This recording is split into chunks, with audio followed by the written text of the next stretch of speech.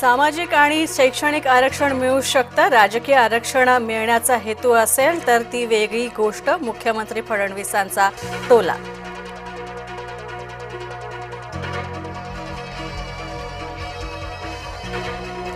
OBC समाजावर अन्याय होणार नाही. मुख्यमंत्री देवेंद्र फडणवीसांचं ओबीसींना आश्वासन.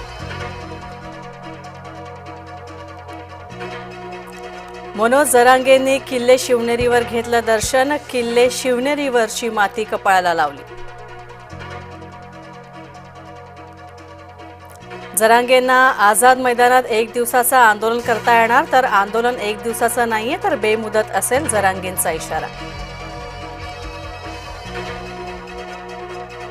सरकारकडून जरांगेंची समजूत काढण्याचे प्रयत्न सुरू.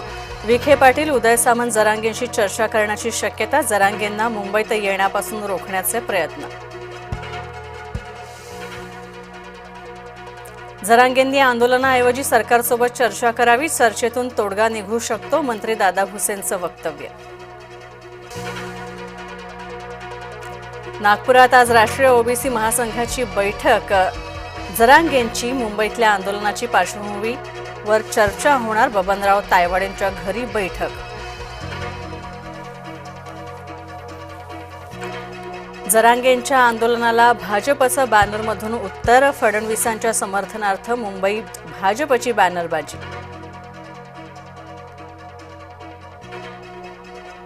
राहुल गांधींचा मेंदू चोरीला गेलाय. मुख्यमंत्री देवेंद्र फडणवीसांची राहुल गांधींवर टीका. नागपुरात भाजपची शहर कार्यकारिणी जाहीर. महानगरपालिकेच्या निवडणुकीच्या पार्श्वभूमीवर नियुक्त्या. जुन्या नव्याच्या मेळ घालण्याचा प्रयत्न. विरारमधील इमारत दुर्घटनेमध्ये 17 जणांचा मृत्यू, 9 जण गंभीर जखमी. मुख्यमंत्र्यांकडून मृतांच्या वारसांना 5 लाखांची मदत. देशासह राज्यात कांद्याचं अतिरिक्त उत्पादन. मागणीच्या तुलनेत पुरवठा जास्त. कांद्याचे दर घसरले, शेतकरी अडचणीत.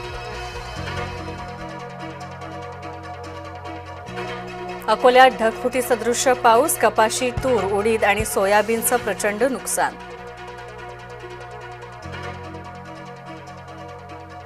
जम्मूमध्ये गेल्या 24 तासात 380 मिलीमीटर पावसाची नोंद, तर आतापर्यंत 41 लोक मृत्युमुखी.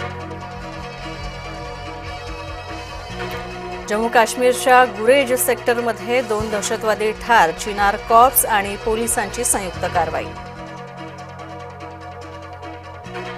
बिहारमध्ये एनडीएचं जागा वाटप जवळपास निश्चित. जेडीयू 102 तर भाजप 101 जागांवर लढणार. चिराग पासवान यांच्या पक्षाला 20 जागा.